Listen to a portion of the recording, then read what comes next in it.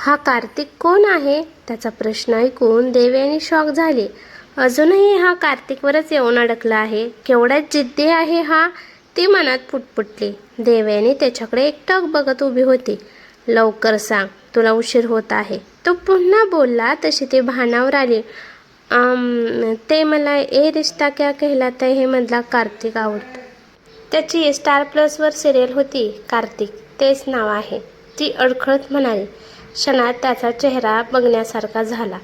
कार्तिक, हे रिश्ता क्या कहलाता है? त्याने भुवया उंचावत आश्चर्याने विचारलं. हो, मी जाऊ? तिने घाईघाईने विचारलं. ठीक आहे, तो पुढे बघतच बोलला. ती पटकन बाहेर उतरली आणि ऑफिसच्या दिशेने चालू लागली. ती दिशेने होताच कार्तिक पाटीलने कपाळावर बोट फिरवली आणि हलकंसं गालात हसला. मग खिशातून फोन काढून नंतर त्याने एक नंबर डायल केला. हॅलो मिस्टर राजवाडे, तुझा तपास थांबव, कार्तिक शांत आवाजात बोलला. का सर, मी तर राजवाडे काही बोलणार इतक्यात. आता गरज नाही, कार्तिकने त्याला मध्येच तोडलं. पण सर, मी शोधून काढलं आहे की कोण आहे ते, त्यांच्या हातावर.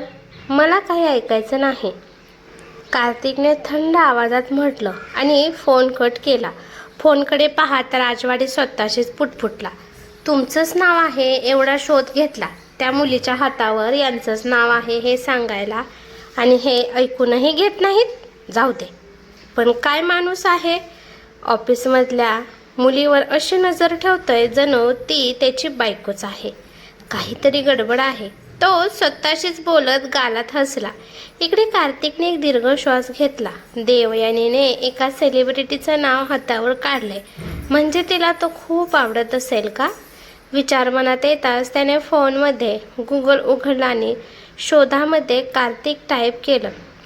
क्षणात स्क्रीनवर त्याचे अनेक फोटो दिसू लागले. कार्तिकने काही सेकंद ते फोटो निहाळले आणि मग चेहरा वाकडा करत फोन लॉक केला. खूप वाईट निवड आहे, याच्यापेक्षा मी चांगला आहे, तो चिडूनच पुटपुटला आणि कारचा दरवाजा उघडून ऑफिसच्या दिशेने चालू लागला. ऑफिसमध्ये आल्यावर तो चेअरवर बसला. तोच त्याचा फोन वाजला. स्क्रीनवर श्वेताच्या मॉमचं नाव दिसत होतं. कालपासून श्वेताने खूप कॉल केले होते.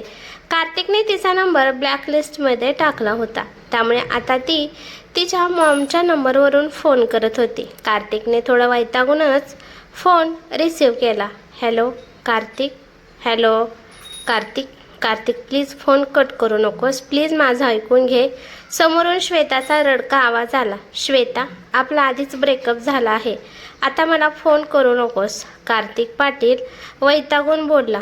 कार्तिक, मला माहीत आहे माझ्याकडून चूक झाली आहे, पण तुझेही खूप अफेअर्स राहिले आहेत ना. मग जर मी कोणासोबत होते तर त्याचा तुला इतका का फरक पडतोय की तू थेट ब्रेकअप केलंस? हे योग्य नाही. श्वेता त्याला समजावण्याचा प्रयत्न करत होती. श्वेता, आता तू कोणासोबतही जाऊ शकतेस, मला काही फरक पडत नाही. तुझं आयुष्य आनंदाने जग आणि मला पण माझं आयुष्य जगू दे. कार्तिक खुर्चीवर रेलून बसत बोलला.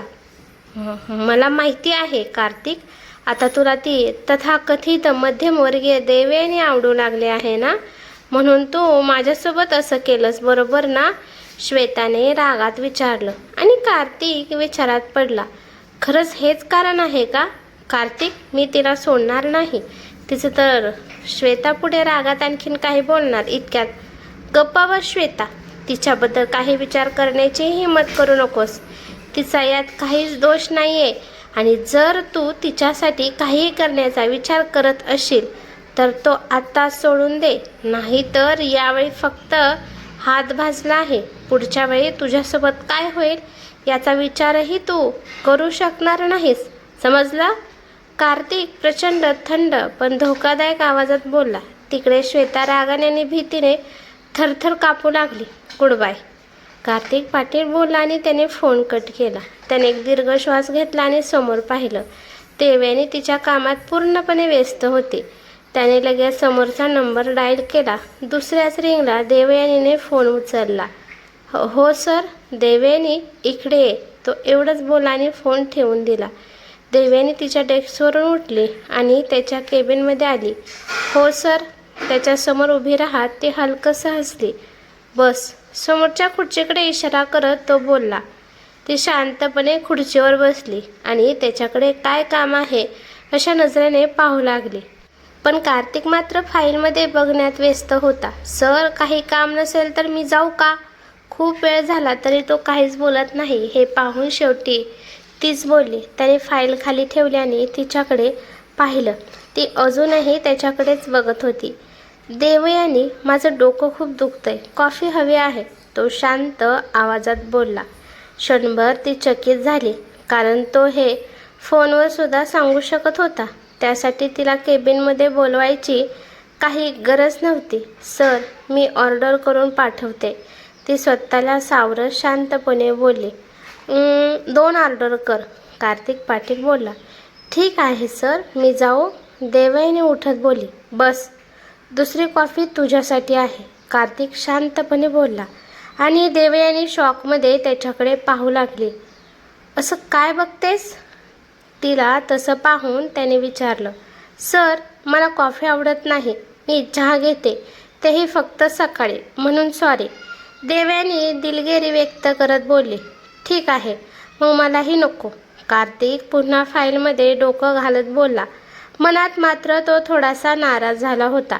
त्याचं असं वागणं पाहून ती आधीच गोंधळलेली होती.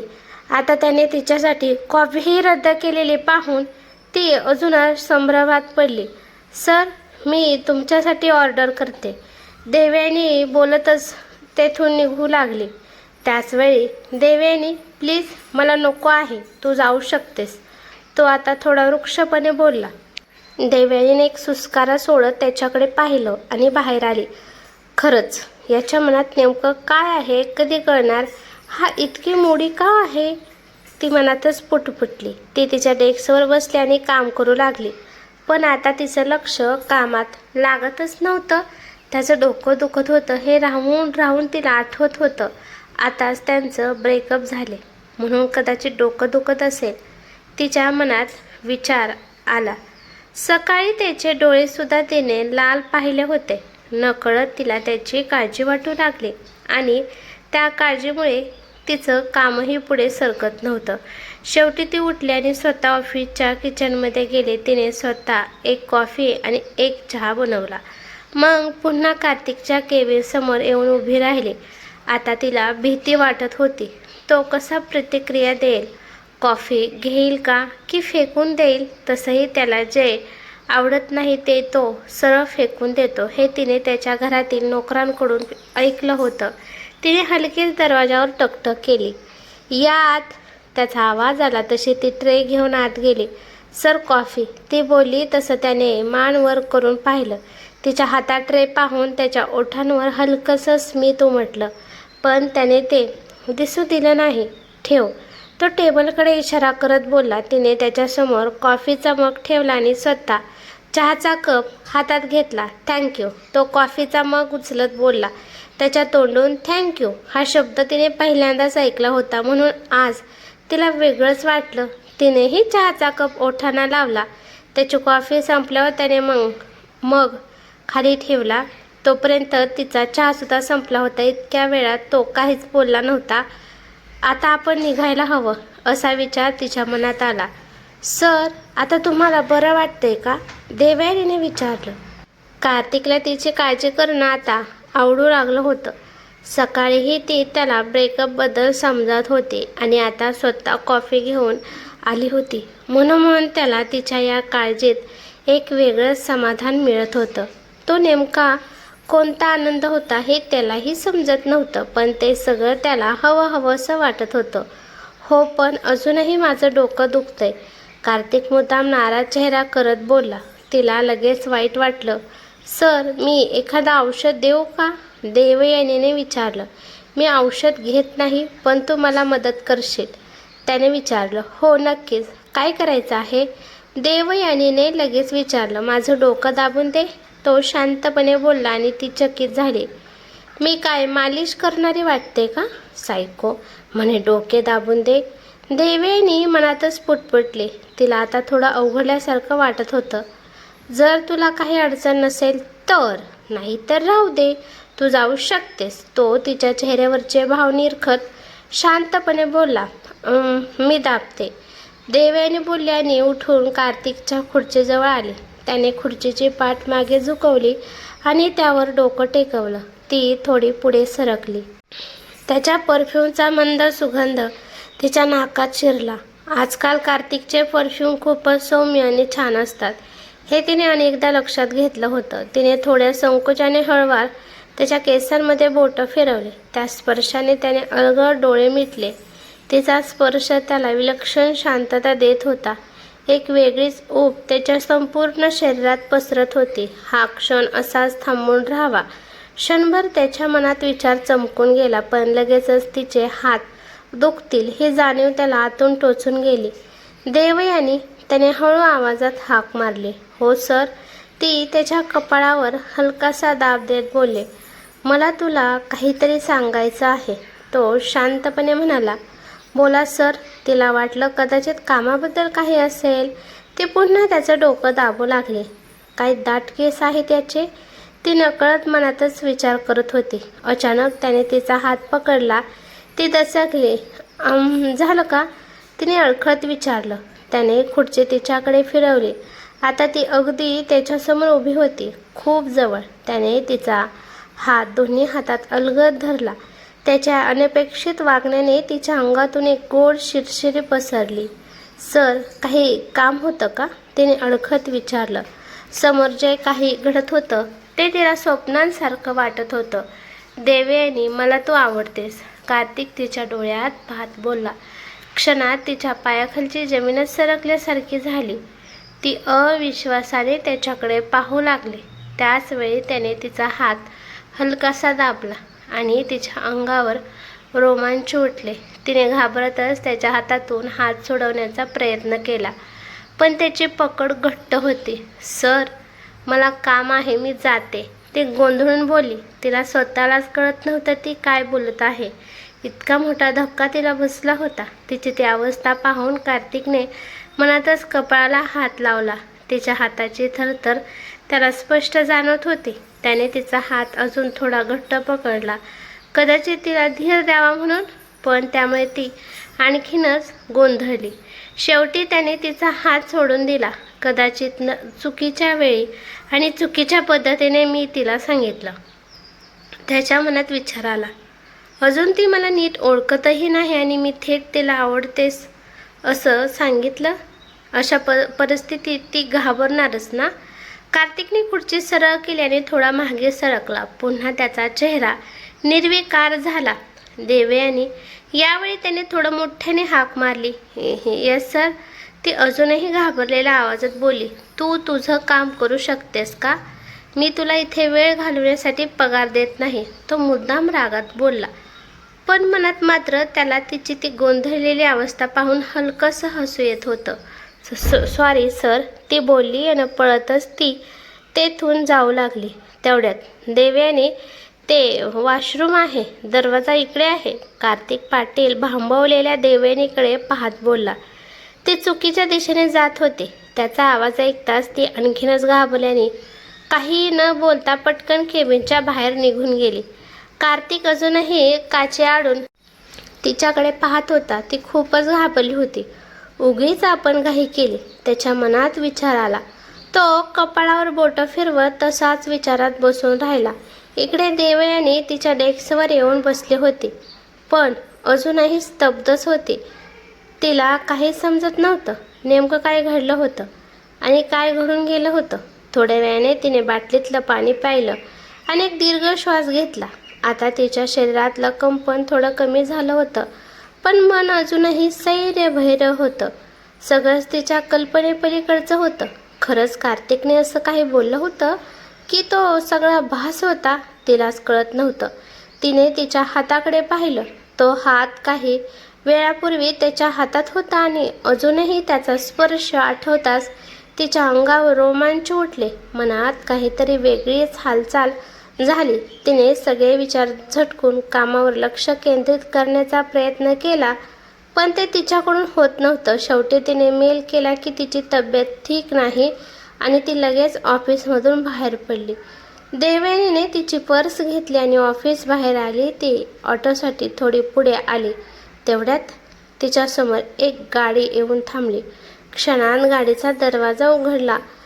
तिला काही समजायच्या आतच कोणीतरी तिला आत खेचलं आणि ती थेट कुणाच्या तरी मांडीवर पडली. ती ओरडणार इतक्यात त्याने तिचं तोंड दाबलं. तिने घाबरून डोळे मोठे केले. समोर कार्तिक होता. तिला प्रचंड आश्चर्य वाटलं. याने मला असं का पकडलंय? ती घाबरून त्याच्याकडे पाहू लागली. मी तुला सांगितलं होतं की मला तू आवडतेस, तरीसुद्धा तू काही न सांगता ऑफिसमधून निघून गेलीस, कार्तिकने रागात विचारला आणि तिच्या तोंडावरचा हात हटवला. तिने लगेच एक खोल श्वास घेतला. सर, काय करत आहात? मला सोडा प्लीज. ती त्याच्या मिठीतून सुटण्यासाठी धडपड करू लागली. देवयानी तो तिच्याजवळ झुकत बोलला. त्याचा श्वास तिच्या मानेजवळ जाणवताच तिचं संपूर्ण शरीर शहारलं. ती अजूनच गोंधळली. प्लीज. ती स्वतःचा वाढलेला श्वास सांभाळत कुजबुजली. माझ्याकडे बघ. त्याने तिचा चेहरा दोन्ही हाताने अलगद पकडला. तिने थरथरत नजर वर केली. त्याच्या डोळ्यात पाहताना तिला स्वतःचं हरवल्यासारखं वाटू लागलं. डोळे बंद कर, तो हळू आवाजात म्हणाला. तिने नकळत डोळे मिटले. आता त्याचा श्वास तिच्या चेहऱ्यावर जाणवत होता. तिच्या ओठांवर हलकी कंपनी उमटली. तिने त्याच्या शर्टची मूठ घट्ट पकडली. त्यांच्या ओठांमध्ये फक्त काही क्षणाचंच अंतर उरलं होतं. नाही. देवयानी दचकून जागी झाली. तिचं संपूर्ण अंग थरथरत होतं. तिने आजूबाजूला पाहिलं. ती तिच्याच रूममध्ये होती. हुश्य. स्वप्न होतं. तिने कपाळावरचा घाम पुसला आणि स्वतःला शांत करण्याचा प्रयत्न करू लागली. शी, काय स्वप्न होतं हे? काल जे झालं ते खरं होतं की नाही हे अजून कळलेलं नाही आणि आपण अशी स्वप्न बघतोय. ती स्वतःलाच मनात ओरडली. कार्तिक पाटील सोबत रोमॅन्टिक स्वप्न? शी देवयानी, आजकाल तुझे विचार खूपच विचित्र झालेत. तो राज जेव्हा जबरदस्ती करायचा प्रयत्न करायचा तेव्हा त्याची घृणा वाटायची आणि स्वप्नात कार्तिक जवळ आला तर तेच सगळं वेगळं का वाटतंय? ती दोन्ही हातांनी चेहरा झाकत बेडवर बसली. देवयानी, तुला खरंच डॉक्टरची गरज आहे. ती स्वतःशीच पुटपुटली. शी, स्वतःचीच लाज वाटली पाहिजे मला. देवयानीने डोकं पकडत स्वतःलाच मनात सुनावलं. तिने पुन्हा झोपण्याचा प्रयत्न केला पण आता झोप काही लागत नव्हती. शेवटी ती तिचं पुस्तक घेऊन अभ्यासाला बसली. खूप प्रयत्नानंतर तिने स्वतःचं लक्ष अभ्यासात गुंतवलं. अभ्यास संपल्यावर तिने सगळं आवरलं. आज शनिवार होता. तिला रामला भेटायला जायचं होतं. तिने मनातले सगळे विचार बाजूला सारले आणि रामसाठी थोडी खरेदी करून ती हॉस्पिटलमध्ये पोहोचली. रिसेप्शनमध्ये माहिती दिल्यावर लगेचच तिला राम तिथे होता तिथे पाठवण्यात आलं. तिला आनंद झाला. किमान या हॉस्पिटलमध्ये तरी तिला रामला मनसोक्त भेटता येत होतं. ती हसतच वेटिंग एरियामध्ये जाऊन बसली. थोड्याच वेळात राम तिथे आला. दोघांनी एकमेकांना पाहताच आनंदाने चेहरा खुलला. रामने लगेच धावत येऊन तिला मिठी मारली. दीदी, मी तुला खूप मिस केलं. राम बोलला. हो रे, मी पण तुला खूप मिस केलं. देवयानी त्याच्यासाठी आणलेली मिठाई पर्समधून काढत बोलली. मिठाई पाहताच त्याने लगेच तिच्या हातातून डब्बा हिसकावून घेतला आणि खायला सुरुवात केली. राम, जरा हळू, सगळं तुझंच आहे. देवयानी त्याच्या डोक्यावरून हात फिरवत बोलली. हो, पण ती आंटी घेईल. ती म्हणाली होती की तुझी दीदी आली की तुझ्याकडचं सगळं खाऊ घेणार. राम घाईघाईने खात बोलला. कोण आंटी? देवयानीने उत्सुकतेने विचारलं. ती जी बाहुली घेऊन फिरते, आमच्या क्लासमध्ये आहे, रोज भेटते. मी तिला सांगितलं की माझी दीदी माझ्यासाठी खाऊ आणते तेव्हा ती म्हणाली की तुझ्याकडून सगळं घेणार.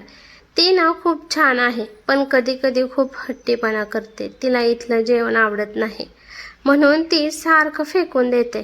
टीचर लोक खूप वैतागतात पण माझ्यावर नाही वैतागत. ते म्हणतात मी चांगला मुलगा आहे. तू खूप म्हणतेस ना? राम तोंडात मिठाई भरून निरागसपणे बोलत होता. हो रे माझ्या राजा, तू खूप चांगला मुलगा आहेस. देवयानी प्रेमाने त्याला जवळ घेत बोलली. दीदी, तुला माहिती आहे त्या आंटीला कोणीच भेटायला येत नाही. बाकी सगळ्यांना भेटायला येतात पण ती एकटीच असते. मला तिचं वाईट वाटतं. राम दुःखी चेहरा करत बोलला. त्याची ती बडबड ऐकून देवयानी आश्चर्यचकित झाली कारण राम इतकं कोणाशीच बोलत नव्हता. कदाचित औषध आणि थेरपीमुळे त्याच्या सुधारणा होत असावे असा विचार तिच्या मनात आला. मनोमन ती खूप आनंदी झाली. त्याचवेळी तिचा फोन वाजला. स्क्रीनवर रोहिणीचं नाव झळकत होतं. हनीमूनमध्ये असतानाही रोहिणी विसरली नव्हती की आज देवयानी रामला भेटायला येणार होती. देवयानीने हसतच फोन उचलला. हॅलो रोहिणी, कशी आहेस? देवयानी, माझ्याशी बोलू नकोस, मला फक्त माझ्या भावाशी बोलायचं आहे. त्याला फोन दे. समोरून रागीट आवाज आला. रोहिणी सॉरी, देवयानी अपराधीपणे बोलली. जी मुलगी माझा एकही कॉल उचलत नाही तिच्याशी मला काहीच बोलायचं नाही. कृपया माझ्या भावाला फोन दे. रोहिणीने तिला मध्येच तोडलं. देवयानीने एक सुस्कारा सोडला आणि फोन रामकडे दिला. हाय दीदी, राम आनंदाने बोलू लागला. तेवढ्यात वैष्णवी तिथे आली. हॅलो मॅडम, खरं तर बरं झालं तुम्ही आलात.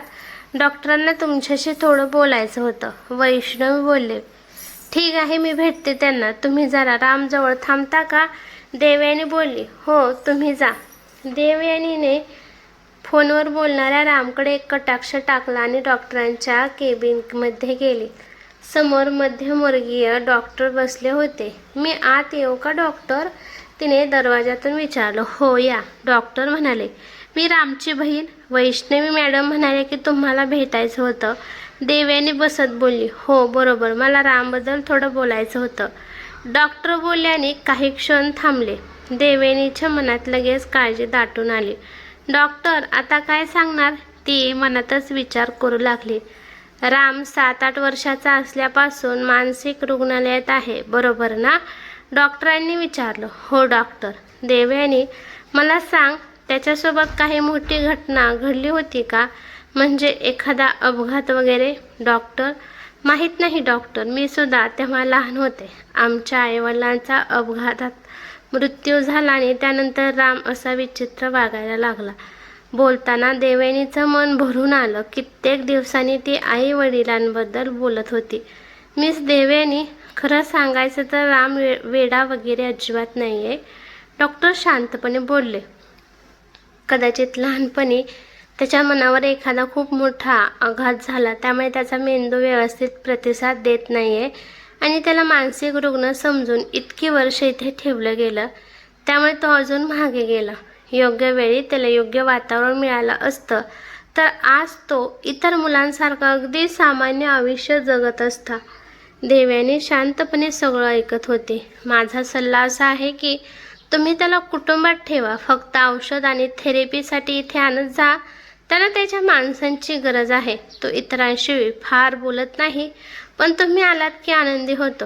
तुमच्याशी बोलतो, भावना व्यक्त करतो. त्यामुळे तुम्ही त्याला तुमच्यासोबत ठेवलं तर त्याच्यात खूप लवकर सुधारणा दिसेल. डॉक्टर बोलणं थांबवत म्हणाले. देवयानी विचारात पडली. डॉक्टर, खरंच तो ठीक होईल? तिने आशेने विचारलं. हो, मी खात्रीने सांगू शकतो, डॉक्टर हसत बोलले. त्याच्या मनातली भीती कमी झाली की तो हळूहळू पूर्वीसारखा होईल. हो, थोडा वेळ लागेल, पण तो नक्की बरा होईल. क्षणात देवयानीच्या डोळ्यात आनंद चमकला. थँक्यू सो मच डॉक्टर, मी त्याला माझ्यासोबत घेऊन जाईल, ती आनंदाने बोलली. डॉक्टरांचा निरोप घेऊन ती बाहेर आली. बाहेर वैष्णवी कोणाशी तरी बोलत उभी होती. राम कुठे आहे?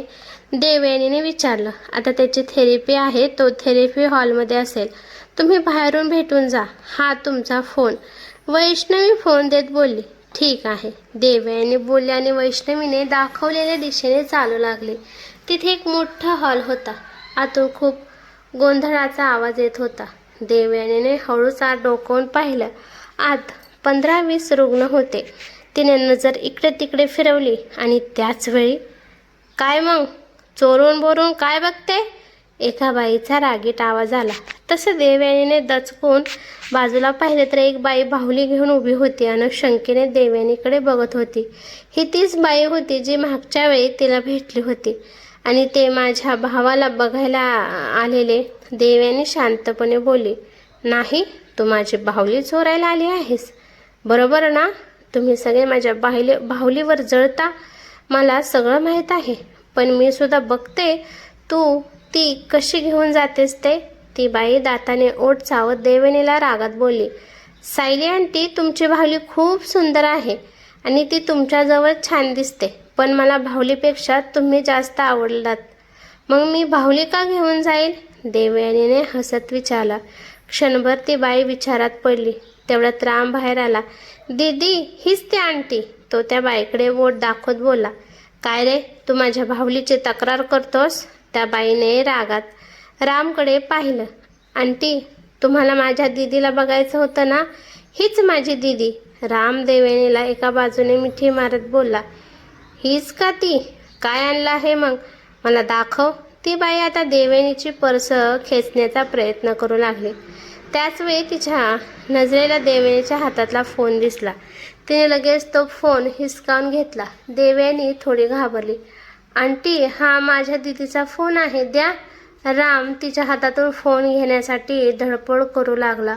तो हायपर होऊ लागला. देवयानीने पटकन त्याला पकडला आणि शांत राहायला सांगितलं, पण राम अजूनही चिडचिड करत होता. थांब रे, मला एक फोन करू दे, ती बाई दात खात बोलली आणि फोनमध्ये एकटक पाहत काहीतरी नंबर डायल करू लागली. तेवढ्यात एक नर्स तिथे आली. अहो सायली, चलात, डॉक्टर आले, ती दोघांना बाजूला करत बोलले. तिने सायलीच्या हातातून फोन काढून देवयानीकडे दिला. तुम्ही कृपया आज जा, इथे कोणालाही थांबण्याची परवानगी नाही आणि अशा लोकांच्या हातात फोन देत जाऊ नका. नर्स थोड्या रागात बोलली आणि दरवाजा बंद करून घेतला. देवयानीने एक दीर्घ श्वास घेतला आणि फोनकडे पाहिलं. 9 अंक डायल झाले होते, फक्त एक अंक बाकी होता. ती तेथून निघणार इतक्यात तिच्या मनात काहीतरी आलं. तिने तो नंबर सायली आंटी या नावाने सेव्ह केला आणि मग हॉस्पिटलमधून बाहेर पडली. कार्तिक, कुठे आहेस तू? किती वेळापासून वाट बघतोय? राकेश पाटील म्हणजे त्याचे वडील फोनवर बोलत होते. मी बाहेर आहे, येतो, कार्तिक बोलला आणि फोन कट केला. राकेश पाटील काही क्षण फोनकडे पाहत निराश झाले आणि पुन्हा खुर्चीवर जाऊन बसले. येतोस का तो? बेडवरून एक कमकुमत आवाज आला. राकेश पाटलांनी लगेच बेडकडे पाहिलं. हो बाबा, तो येतोय, तुम्ही जरा शांत राहा, ते त्यांच्या वडिलांच्या डोक्यावरून हात फिरत बोलले. आणि तुझा मुलगा मागची 2 वर्ष माझ्या मरणाची वाट बघतोय. मला काही कळत नाही असं वाटतं का तुम्हाला? तो म्हातारा माणूस थरथरत्या आवाजात बोलला. राकेश पाटलांनी सुस्कारा सोडला. बाबा, काय बोलताय तुम्ही? तुम्ही बरे व्हावं म्हणून किती डॉक्टर झाले, किती औषध झाली, पण तुम्ही सर्जरीसाठी तयारच होत नाही आणि आता आम्ही काय करू? ते हताश होऊन बोलले. अरे बोक्या, तुझ्या त्या कार्तिकला सांग आधी लग्न करायला, मग मी जाईल सर्जरीसाठी. 2 वर्ष झाले त्याचं लग्न करतोय म्हणता म्हणता खरंच तुम्ही मला मारणार आहात, ते म्हातारे रागात बोलले. तेवढ्यात कार्तिकने दरवाजा उघडून आत प्रवेश केला. हा बघ, माझा खुनी आला. म्हातारे आजोबा त्याच्याकडे पाहत बोलले. कार्तिकच्या कपाळावर लगेच आठव म्हटल्या. डॅड, यांना सांगा माझ्याशी नीट बोलायला, तो रागात बोलला. बघितलंस, मी इथे मरणाच्या दारात उभा आहे, पण याचा राग अजून गेला नाही. आजोबा बडबडले. तो जाणारही नाही, मी जसा आहे तसाच राहणार. कार्तिक ठाम आवाजात बोलला. बाबा, कार्तिक, तुम्ही दोघं जरा शांत बसा. राकेश पाटील वैतागून बोलले. कार्तिक, तू डॉक्टरांशी बोलू नये, त्यांनी विषय बदलत म्हटलं. कार्तिकने एकदा बेडवर पडलेल्या त्या 80 वर्षाच्या म्हाताऱ्या माणसाकडे पाहिलं आणि मग निर्विकार चेहऱ्याने बाहेर पडला. तो डॉक्टरांच्या केबिनमध्ये जाऊन बसला. हॅलो मिस्टर कार्तिक पाटील, तुम्हाला भेटून आनंद झाला. डॉक्टरांनी त्याच्याशी हस्तोलंदन करत म्हटलं. डॉक्टर, काही सुधारणा आहे का? ते बरे कधी होणार? मागची 2 वर्ष ते असेच आहेत, कार्तिकने काळजीने विचारलं. मिस्टर कार्तिक, मी आधीही सांगितलं होतं की त्यांच्या मेंदूची नस दाबली गेली आहे, त्यामुळे आतमध्ये रक्ताच्या गाठी तयार झाल्या आहेत आणि सर्जरी केल्याशिवाय ती बरी होऊ शकत नाहीत. पण तुमचे आजोबा सर्जरीसाठीच तयार नाहीत, त्यामुळे आम्ही सुद्धा हतबल आहोत. डॉक्टर निराश होऊन बोलले. मग तुम्ही त्यांना तयार करा, कार्तिक वैतागून बोलला. त्यांची इच्छा पूर्ण करा, ते लगेच सर्जरीसाठी तयार होतील. डॉक्टर हलकसं हसत म्हणाले. कार्तिकला त्यांचा तो सल्ला ऐकून थोडा रागच आला. थँक्यू, तो उठत बोलला आणि तेथून निघणार इतक्यात मिस्टर कार्तिक. डॉक्टरांनी पुन्हा आवाज दिला. कार्तिकने मागे वळून त्यांच्याकडे पाहिलं. त्यांच्याकडे वेळ खूप कमी आहे. पुढच्या 3 महिन्यात जर सर्जरी झाली नाही तर? डॉक्टर गंभीर होत बोलले. क्षणात कार्तिकच्या मनात भीतीची लहर पसरली. तुम्हाला समजतंय ना मला काय म्हणायचं आहे? डॉक्टरांनी विचारलं. हो डॉक्टर, कार्तिक शांत आवाजात बोलला आणि बाहेर पडला. बाहेर राकेश पाटील आधीच त्याची वाट पाहत उभे होते. काय म्हणाले डॉक्टर? त्यांनी विचारलं. तेच, कार्तिक थोडक्यात बोलला. कार्तिक प्लीज त्यांच्यासाठी लग्न कर प्लीज, मला माझे बाबा हवे आहेत. राकेश पाटील भावुक होत बोलले. डॅड, त्यांना त्यांचा हट्ट सोडायला सांगा. काय गरज आहे अशा फालतू अटी ठेवायची? हे माझं आयुष्य आहे आणि मी ते माझ्या पद्धतीने जगणार. कार्तिक रागात बाजूच्या भिंतीवर हात आपटत बोलला. मला माहिती आहे बेटा, पण त्यांनाही वाटतं की त्यांच्या डोळ्यासमोर तुझं लग्न व्हावं, या घराण्याला वारस मिळावा, पण तू कायम लग्न करणार नाही असंच बोलतोस. त्यामुळे त्यांना तुझी काळजी वाटते म्हणून ते जीव धोक्यात घालून हट्ट करत आहेत. प्लीज तू लग्न कर ना. राकेश पाटील त्याला समजावत बोलले. डॅड, एकतर माझं लग्न या गोष्टीवर विश्वास नाही आणि का नाही हे तुम्हाला चांगलंच माहिती आहे, म्हणून कृपया पुन्हा या विषयावर माझ्याशी बोलू नका. कार्तिक चिडून बोलला. तू असंच सगळ्यांना मारणार आहेस का? मला, तुझ्या आजोबांना, सगळ्यांना. आता राकेश पाटीलही रागात बोलू लागले. डॅड, कार्तिक वैतागला. कार्तिक, तू श्वेतासोबत खोटं लग्न कर. बाबाने एकदा तुझं लग्न पाहिलं की ते सर्जरीसाठी तयार होतील. एकदा ते बरे झाले की मग तुला हवं तसं वाग. राकेश पाटील रागात बोलले. डॅड, खोटं लग्न असं काही नसतं आणि श्वेतासोबत माझं ब्रेकअप झाले, त्यामुळे लग्नाचा प्रश्नच येत नाही. कार्तिक बोला. क्षणात राकेश पाटील आश्चर्यचकित झाले. काय, तुमचं ब्रेकअप झालं? त्यांनी अविश्वासाने विचारलं. हो. कार्तिक निर्विकारपणे बोलला. अरे, किती दिवस असंच राहणार आहेस? कधीतरी तुला स्थिर व्हावंच लागेल ना, म्हणून म्हणतोय लग्न कर. राकेश पुन्हा समजावत बोले. Dad please. कार्तिक वैतागून बोलला आणि तेथून निघून गेला. राकेश पाटील भरलेल्या डोळ्यांनी त्याच्या जाणाऱ्या पाठमोरे आकृतीकडे पाहत राहिले. त्यांना त्यांच्या वडिलांची काळजी होतीच, पण आता कार्तिकचीही सुद्धा काळजी वाटू लागली होती. त्यांनी लगेच फोन काढला आणि एक नंबर डायल केला. हॅलो शहाणे, हे काय ऐकतोय मी? कार्तिक आणि श्वेताचं ब्रेकअप झालं? राकेशने रागात विचारलं. हो सर, मी तुम्हाला सांगणारच होतो. शहाणे अदबीने बोलले. कधी सांगणार होता? मी तुम्हाला तिथे कशासाठी ठेवलं आहे? मला कार्तिकबद्दल सगळं समजावं म्हणून ना. मग इतकी मोठी गोष्ट मला त्याच्याकडून कशी कळते? तुमचा मग उपयोग काय? राकेश पाटील संतापले. सॉरी सर, सगळं इतकं पटकन झालं की मला सुद्धा काही समजलं नाही. ते अपराधीपणे बोलले. मला सुरुवातीपासून सगळं सांगा. हे ब्रेकअप कसं झालं? मी त्या दोघांना एकत्र आणण्यासाठी इतके प्रयत्न केले आणि सगळं पाण्यात कसं गेलं? राकेश पाटील विचारत होते. सर, श्वेता मॅडमनी सरांना फसवलं असं सर म्हणाले, पण शहाणेमध्येच थांबले. पण काय? राकेश पाटलांचा आवाज पुन्हा कठोर झाला. कार्तिक सर आजकाल ऑफिसमधल्या एका मुलीला खूपच महत्त्व देत आहेत. शहाणे सावधपणे बोलले. कोण मुलगी? त्यांनी लगेच विचारलं. देवयानी नाव आहे तिचं. 1-2 वेळा मी सरांना तिला स्वतःच्या गाडीतून आणताना पाहिलं होतं, पण तेव्हा मला शंका आली नाही. पण आता सर त्या मुलीला जास्तच महत्त्व देत आहेत. म्हणजे ज्या दिवशी श्वेता मॅडम आणि त्या मुलीचं भांडण झालं त्याच दिवशी सरांनी श्वेता मॅडमसोबत ब्रेकअप केलं. तेव्हाच मला थोडी शंका आली. आणि सर सगळ्यांशी रागात बोलतात, पण त्यांच्याशी मात्र खूप शांतपणे बोलतात, हेही मी लक्षात घेतलं होतं. मी तुम्हाला हे सगळं सांगायला येणारच होतं, पण तुम्ही गेल्या आठवड्यापासून हॉस्पिटलमध्ये आहात असं कळलं म्हणून थांबलो. ओके, ठीक आहे. राकेश पाटील काही क्षण विचार करत बोले. त्या मुलीची सगळी माहिती घेऊन उद्या घरी या आणि याबद्दल कार्तिकला काहीही सांगू नका. ओके सर, शहाणे म्हणाले. फोनच्या आवाजाने देवयानीने डोळे उघडले. तिने डोळे उघडण्याचा प्रयत्न केला, पण आज डोळ्यावरची झोप काही केल्या जात नव्हती. तिने तसाच फोन कानाला लावला. हॅलो, ती आळस देत बोलली. समोरून मात्र काहीच आवाज आला नाही. कोण बोलतोय? हॅलो, ऐकू येते का?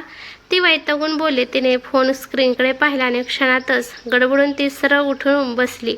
हो सर, देवयानी लगेच स्वतःला सावरत बोलली. 8 वाजले, तू अजून झोपली आहेस? समोरून कार्तिकचा शांत पण टोमणेखोर आवाज आला. ह्याला काय करायचं आहे? मी किती वाजेपर्यंत झोपते ते? राक्षस कुठला, मला शांत झोपूही देत नाही. देवयानी मनातच कुरकुरली. तिच्या चेहऱ्यावर लगेच नाराजीचे भाव उमटले.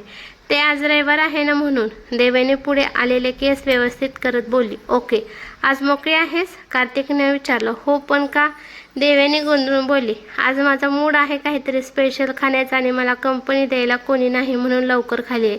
तो अगदी सहजपणे बोलला. देवयानी अजूनच गोंधळले. सर, मी बाहेर थांबले, पटकन ये, तो बोलला आणि लगेच फोन कट झाला. पण सर, तिचं पुढचं वाक्य तोंडातच राहिलं. हा सनकी माणूस स्वतःला काय समजतो? पाहिजे तेव्हा फोन करून बोलवतो. मी काय याच्यासाठी रिकामी बसले का? देवयानी रागाने मनातच कुरकुरली. माझ्याकडे किती कामं आहेत. आठवड्याभराचे कपडे धुवायचे आहेत, रूम साफ करायचे आहे, फरशी पुसायची आहे. मी नाही जाणार, जातो एकटाच म्हणे. कंपनी हवी आहे. ती रागात फोन बेडवर फेकून वॉशरूममध्ये निघून गेली.